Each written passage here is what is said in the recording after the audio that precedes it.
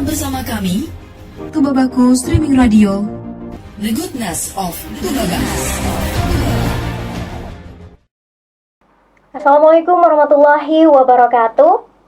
Tabi pun.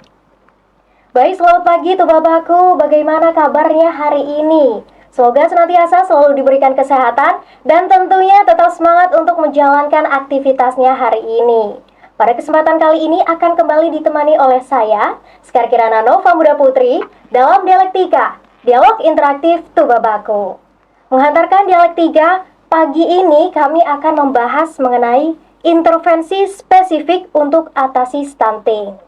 Secara global, stunting berkontribusi sebesar 15 hingga 17% pada kasus kematian anak. Anak yang stunting akan mengalami kesulitan belajar sehingga kurang berprestasi di sekolah dan juga kurang produktif saat dewasa.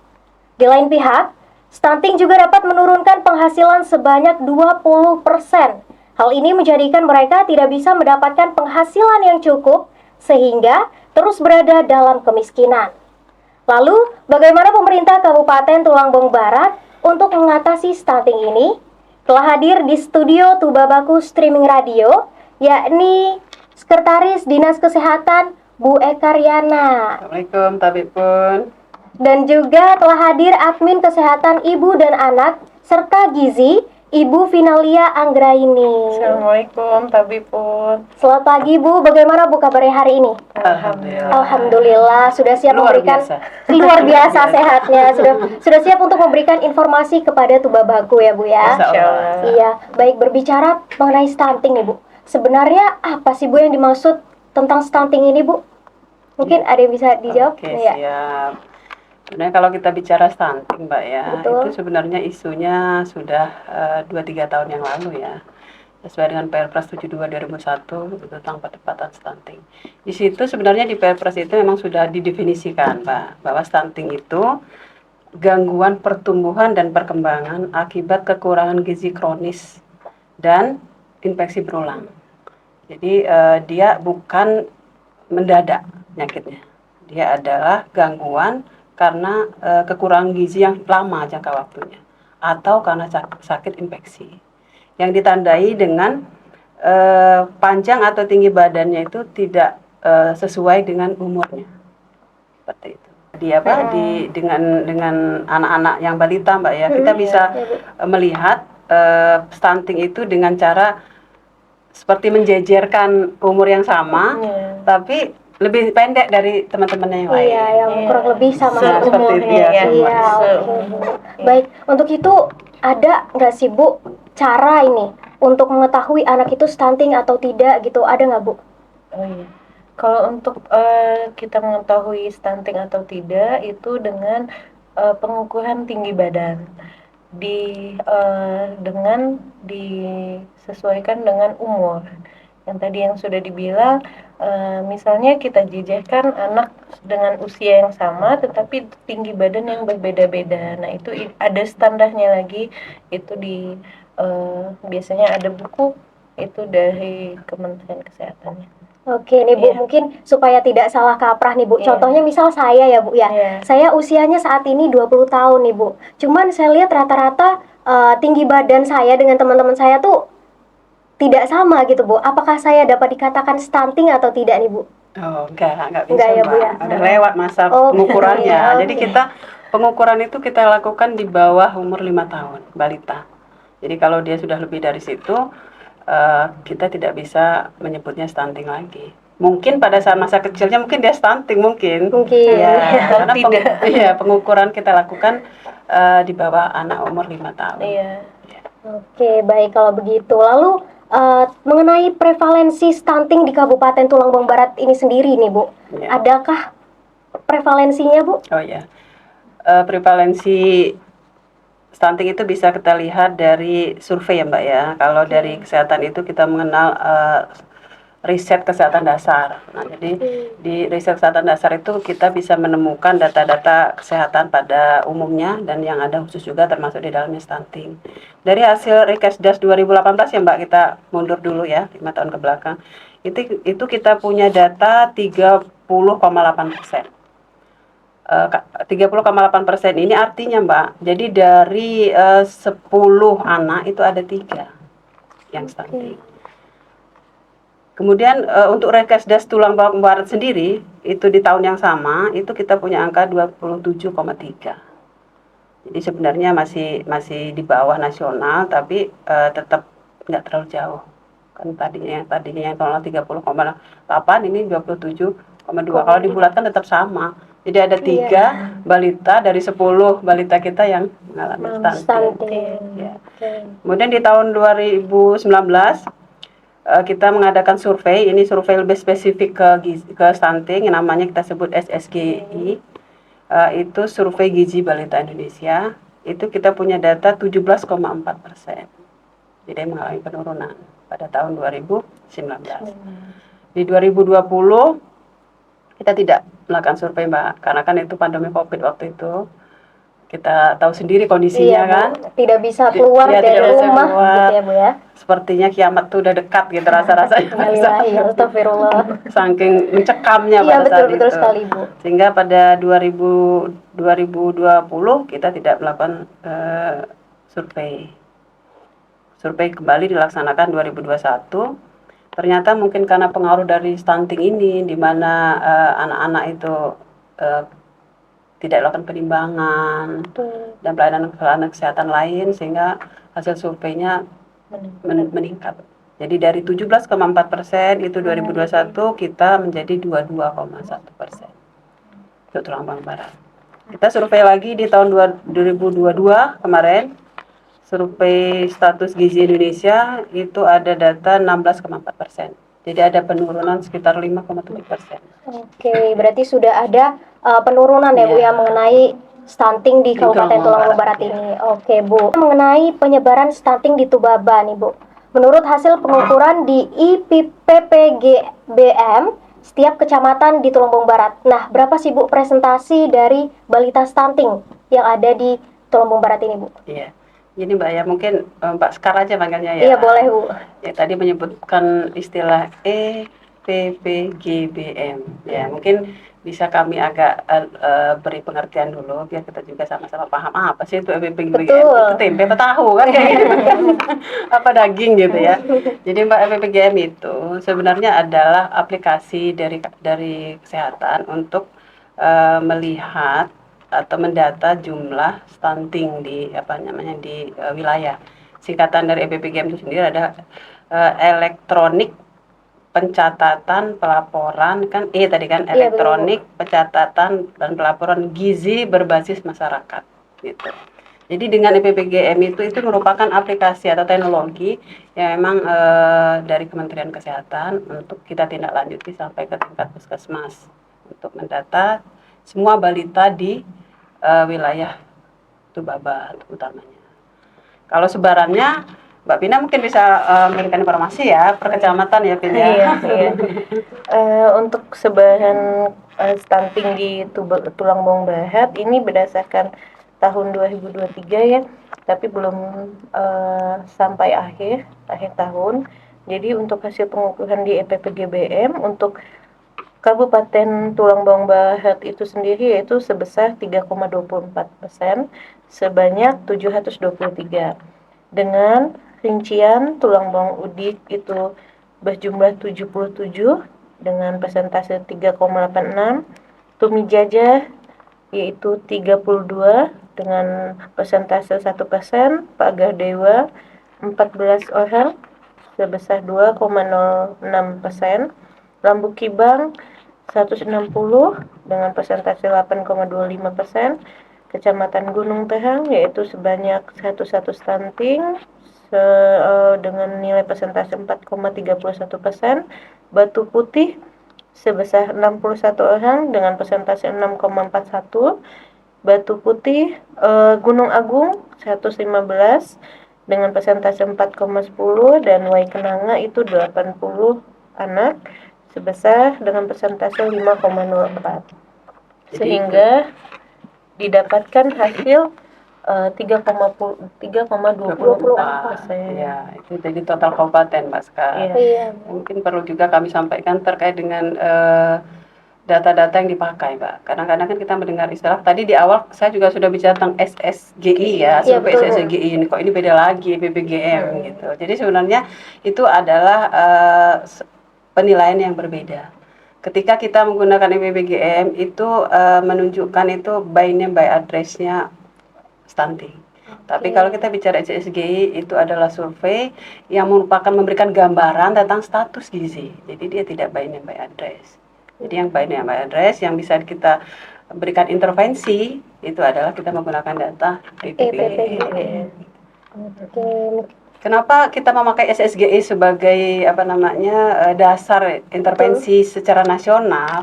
Karena SSGI itu merupakan memberikan gambaran secara keseluruhan, bukan cuma terkait dengan gizi stunting sama terhadap anak itu sendiri, tapi faktor yang mempengaruhi juga. Nah, ya sebut determinan ya, Ben ya.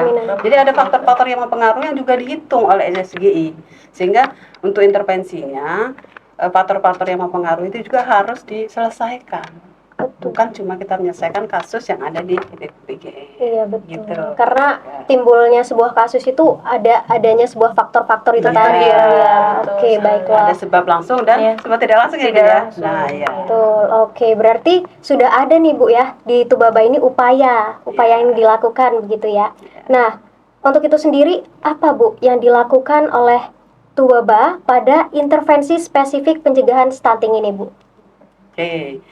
Jadi sebenarnya untuk percepatan pencegahan stunting itu, Mbak, sebenarnya memang kita sudah punya regulasi ya. Artinya kita melaksanakan pencegahan itu tentu berdasarkan payung hukumnya.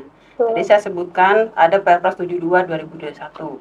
Di situ itu sudah detail, Mbak, sebenarnya. Siapa yang melakukan intervensi spesifik dan siapa yang melakukan intervensi sensitif. Nah, kami Dinas Kesehatan ini diberi tugas untuk menjalankan tugas memberikan terhadap pencegahan intervensi spesifik.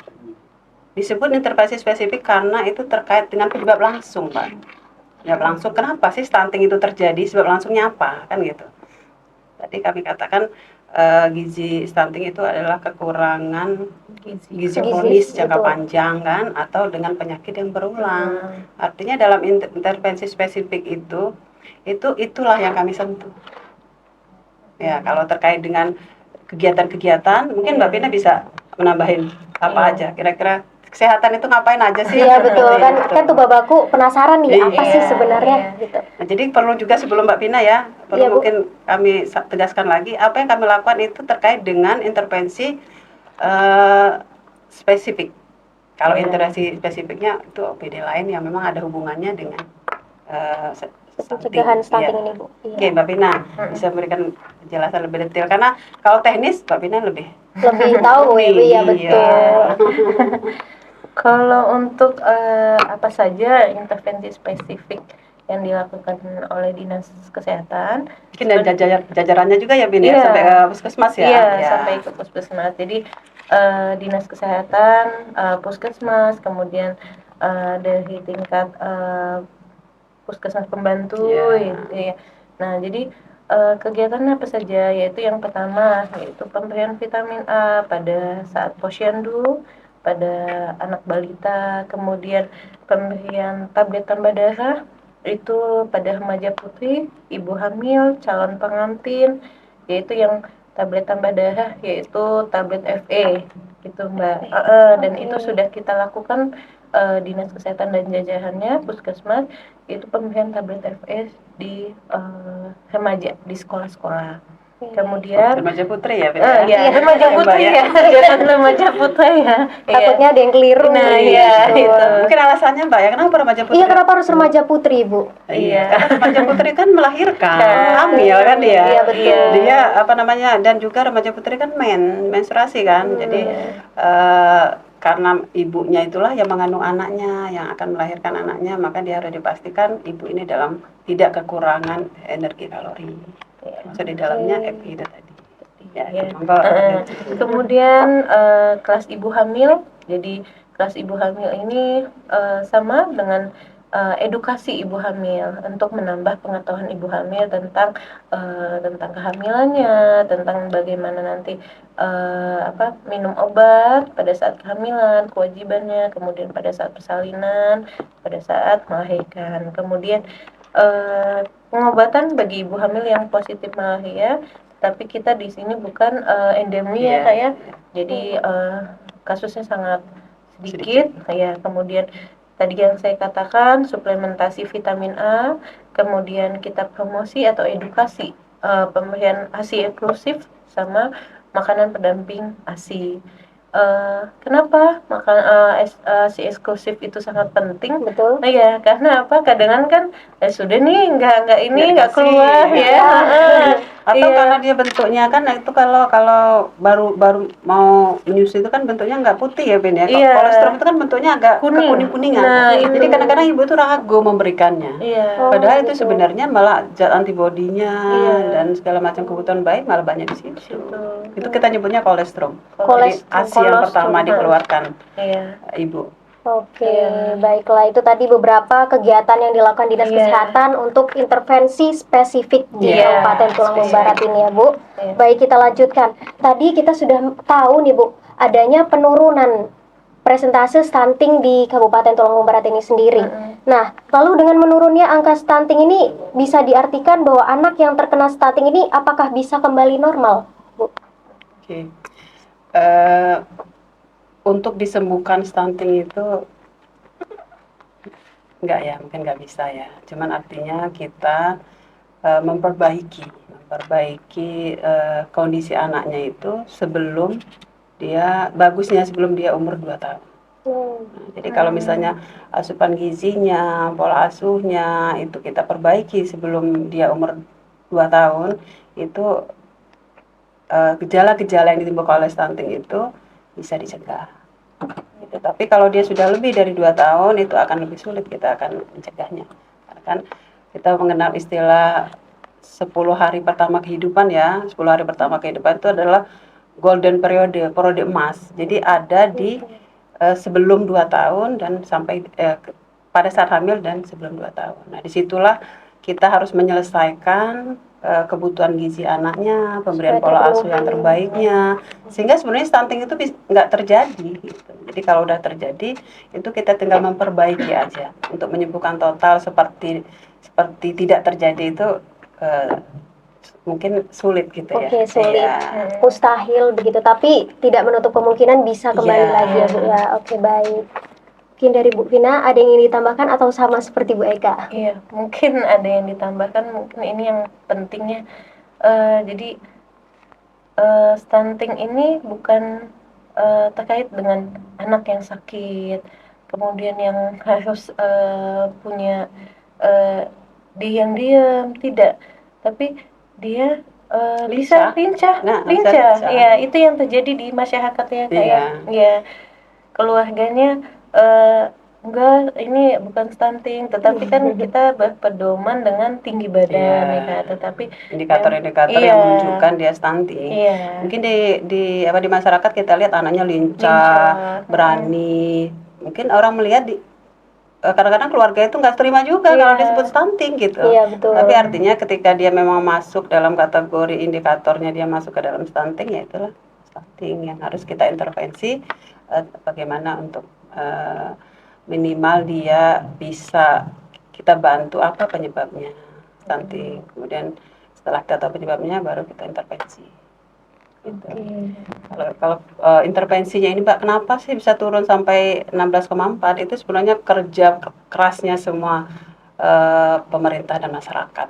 Semua pihak Semua terlibat pihak ya Bu ya. terlibat di situ. Oke. Baik dari intervensi spesifiknya atau intervensi sensitifnya. ya. Jadi semuanya itu guyup lah kalau bahasa sekarang. Ya. Oke, baik. Kita lanjutkan ya Bu ya. Saya ingin bertanya nih Bu, ada tidak sih Bu dari Dinas Kesehatan Tulungagung Barat ini sendiri target penurunan presentasi stunting itu Bu? Ya, ini sebenarnya target yang disampaikan oleh pimpinan ya terkait dengan penurunan stunting. Kalau kita bicara target nasional kan 14% kan ya di 2024. Sebenarnya kita memasang target yang lebih rendah dari situ. Kita targetkan 10%. 10%. 10%. Mudah-mudahan lah dengan kerja keras kita semua kan, Betul. dan juga mungkin edukasi atau sosialisasi dari teman-teman di media sosial dan sebagainya itu bisa membantu juga kita menurunkan sesuai target 10%. Cuman kan kita kalau bicara tentang nasional kita kan masih aman ya untuk mencapai 14 mudah-mudahan lah. Mudah-mudahan tercapai ya Bu ya. Ya semoga kita semua bisa saling berkolaborasi untuk Iya. menurunkan presentasi stunting ini ya Bu ya. Baik Ibu, kita melanjutkan pertanyaan nih Bu. Kan tadi mengenai stunting ini kan terdapat salah satu ciri-cirinya mengenai tinggi badan ya Bu ya. Nah lalu saya nih penasaran Bu, kalau misalnya keluarganya emang tergolong pendek, apakah ada indikasi bahwa nantinya akan stunting begitu Bu? Mungkin kita luruskan dulu ya Mbak Iya, Bu, Sekar ya. betul. Kalau pendek itu belum tentu dia stunting. Tapi kalau stunting itu sudah pasti pendek. Ya, karena kan kalau dia misalnya pendek itu ada juga faktor penyumbangnya. Salah satunya faktor keturunan. Mungkin bisa jadi keluarga bapak atau ibunya pendek atau neneknya pendek. Itu bisa juga mewariskan gen itu kepada anak-anaknya. Tapi belum tentu ketika kita adakan penilaian itu belum tentu hasilnya stunting gitu. Karena ada faktor-faktor keturunan juga di dalamnya. Mungkin gimana Mbak Pina kira-kira Iya, tambahnya? mungkin itu yang harus diluruskan ya Mbak ya, karena kalau faktor keturunan itu dia hanya sedikit, 10%, sekitar 10%. Karena banyak di masyarakat yang orang tuanya pendek, tetapi anaknya tinggi badannya melebihi keluarganya. Nah Ada itu juga. banyak, iya. Nah itu jadi menjadi pandangan tidak harus keluarganya pendek, jadi anaknya ikut pendek atau stunting. Iya, Ya, oke. gitu. Iya, karena mungkin di masyarakat sudah salah kaprah ya Bu ya. Nah. Karena kita yang tahu, kita menonton beberapa orang gitu mungkin, wah ini apakah indikator stunting atau sebagainya. Jadi sudah salah kaprah di masyarakat. Namun hal ini tidak ya Bu ya. Tidak, Iya. kita perlu ada pemeriksaan lanjutan. Iya. Sekar, yang memang berdasarkan hasil pemeriksaan kesehatan yang ahli itu menyatakan dia stunting. Kalau misalnya dia tidak masuk dalam kategori stunting ya dia tidak, walaupun dia pendek gitu. Ada faktor lain yang memang harus kita lihat juga. Oke, bukan kategori stunting, mungkin yang lainnya Iya, begitu ya Bu ya. seperti itu. Oke, lalu nih Bu, tadi kita sudah berbicara tentang stunting. Ada nggak sih Bu tim atau kelompok percepatan dari pemerintah daerah Kabupaten Tulang Bawang Barat ini sendiri Bu untuk penurunan stunting? Mungkin bisa dijawab Ibu Eka? Oke, siap. Saya katakan tadi proses penurunan stunting tulang bawang barat ini kan melibatkan elemen masyarakat, pemerintah dan lembaga-lembaga lain ya Mbak, karena dia terlibat langsung dalam intervensinya. Kita punya regulasi sih Mbak, artinya untuk tim percepatan stunting itu ada, kita ada SK Bupati, itu tahun 2022 Mbak, memang sudah diperbaharui tahun 2022, itu tentang tim percepatan penurunan stunting yang kita sebut TPPS. Itu melibatkan semua organisasi perangkat daerah di Kabupaten Tulang Bawang Barat. Jadi siapa berbuat apa, siapa melakukan apa, itu sudah tertuang dalam tim itu. Selain itu juga kita juga punya Perbub di tahun 2021 itu juga tentang percepatan pencegahan penurunan stunting terintegrasi. Semua sudah masing-masing OPD itu sudah mempunyai kegiatan yang memberikan intervensinya kepada anak-anak yang stunting. Itu Mbak Sekar. Oke. Mungkin Bu Vina ada yang ingin ditambahkan Bu? Atau sama? Kayaknya sama deh. Kurang lebih sama seperti Ibu Eka ya Bu ya. Baiklah kalau begitu kita lanjut ke pertanyaan selanjutnya nih Bu. Saya penasaran Betul mengenai ya orangnya ada sekarang ini. Ternyata informasi yang digali tentang stunting ini begitu banyak ya. banyak yang sekali perlu Bu sebenarnya disampaikan. penasarannya tentang stunting ini Bu. Nah, saya lebih penasaran nih Bu, inovasi apa sih Bu yang telah dicanangkan oleh Dinas Kesehatan Tulang Bawang Barat ini Bu? Mungkin bisa dijelaskan bagaimana bentuk kegiatannya Bu? Jadi Dinas Kesehatan ya, Iya. kalau bicara tentang Dinas Kesehatan ya hal-hal yang terkait spesifik. Tapi kalau kita bicara tentang kabupaten itu lebih luas lagi. Luas Mungkin lagi. Vina ya, teknisnya Iya, bisa iya. dijelaskan Mbak apa aja. Iya. kita dari Dinas Kesehatan punya inovasi untuk penurunan stunting. Yang pertama tentang ceria, yaitu cegah remaja dari anemia.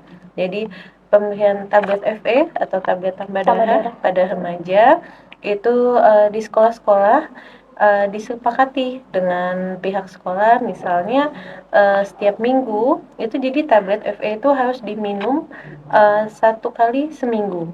Jadi disepakati dengan pihak sekolah setiap hari Senin atau hari Jumat itu minum tablet FE bersama. Ya, itu kemudian kita sudah koordinasi dengan Dinas Pendidikan untuk pemberian tablet FE ini. Ya, kemudian yang kedua yaitu Gaspol. Gaspol ini gerakan atasi stunting melalui perubahan pola asuh. Jadi masuk ke dalam edukasi keluarga yang memiliki bayi balita stunting, dari pola asuhnya harus bagaimana untuk memperbaiki stunting anak bayi balita ini, misalnya dengan pola asuh, kemudian pemberian makanan tambahan yang bergizi tetapi tidak harus mahal. Nah, itu dia.